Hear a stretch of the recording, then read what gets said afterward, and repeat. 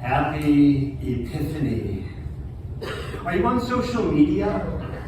If you're on social media, maybe you've seen memes or cartoons about this day.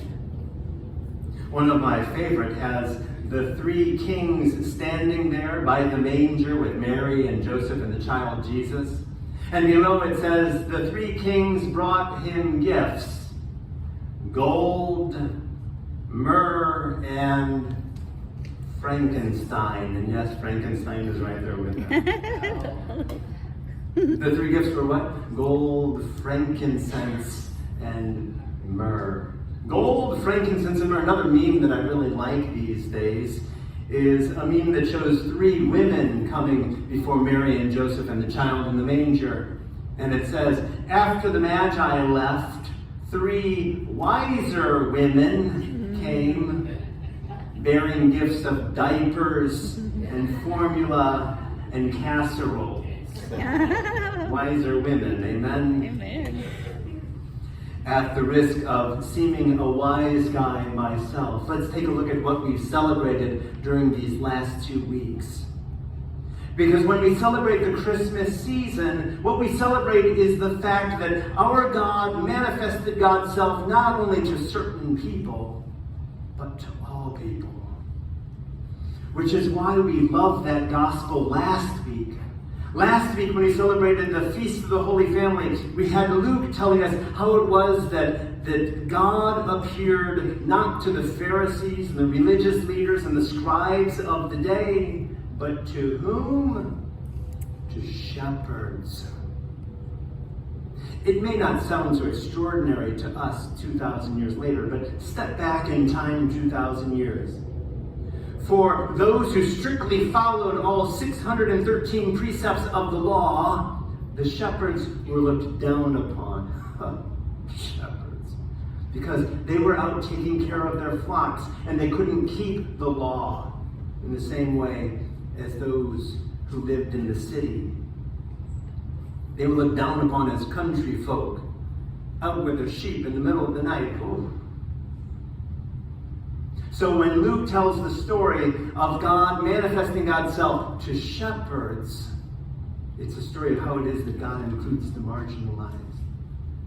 And we note in the Gospel of Luke, Luke includes other marginalized people, especially women who were marginalized so much in that day. That was last week, the Gospel of Luke. Now this week we have the Gospel of Matthew.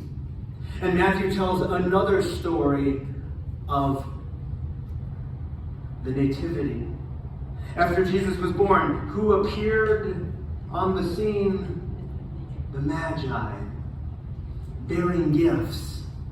And why did Matthew tell the story of Magi bearing gifts? Because it was the fulfillment of a prophecy. Did you hear today's first reading? Today's first reading from Trito Isaiah, the third part of Isaiah, the third author of Isaiah, says, rulers will come from afar, bearing gifts. What do we see in the Magi? Rulers coming from afar, bearing gifts. Trito Isaiah continues in today's first reading. They'll come in caravans of camels and dromedaries. What do we often picture when we imagine the Magi? Camels.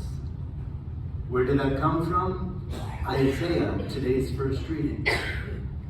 Trito Isaiah continues. They'll come bearing gifts of gold and frankincense. Gold and frankincense. Where have we heard those before? The story of the Magi. Matthew wanted us to see how it is that the Magi showing up on the scene was simply the fulfillment of a prophecy. One that was repeated in today's responsorial psalm, Psalm 72. Did you hear it? What did we say together? Lord, every nation on earth will adore you. Not just a certain people. Lord, every nation on earth will adore you. How beautiful. Psalm 72 continues how it is that the rulers will bring gifts from afar. What happened in the story of the Magi? Exactly that. Brothers and sisters, we need to ask ourselves two serious questions today. If the Magi, non-Jews, Gentiles, could recognize the presence of Christ, why can't we? Follow me? In today's second reading from the letter to the Ephesians, the author of the letter to the Ephesians importantly says, God appeared and God manifested God's self not just to one group of people, but to all people. That the Gentiles, non-Jews too, might be co-heirs, might be children of God. And if all people are children of God, look in the eyes of that person beside you. Go ahead, look in their eyes. Look in the eyes of that person in front of you, behind you. Oh my. As Christians, as Catholics, we believe that somehow God is in that person. Amen? We believe that Christ is in that person. And so instead of getting short with that person, or upset with that person, or holding a grudge against that person for eternity, maybe this new year is a time for our hearts to thaw a bit, and for us to think about other ways of responding to the presence of Christ in others. Amen? I love this day, Epiphany, because it's filled with traditions. Did you know before we had Santa Claus, before we had Santa Claus, who brought gifts for children? It was the Magi. Did you know that? And they came not on December the 25th. They came on which day? January the 6th. Which in the English-speaking culture is the 12th day of Christmas. The Magi came bearing gifts, not only for the Christ child, but also for children in many cultures. Today is an important day in many countries throughout the world. Maybe our own parents and grandparents and great-grandparents grew up in some of those cultures where they received gifts, not extravagant wrapped gifts under a tree, but they probably received an orange or something small from the Magi on this day. Today's a special day because today we'll have extractions, which is getting a patron saint for the new year. Today's a special day because we have Epiphany house blessings as a church. But also, today's a special day in the Latino culture because of this. Do we all recognize this? The Rosca de Reyes. In English, the king cake. What's so beautiful about this king cake, which we'll be sharing after Mass, is that baked inside this cake is a little figure of the Christ child. We're all familiar with this tradition?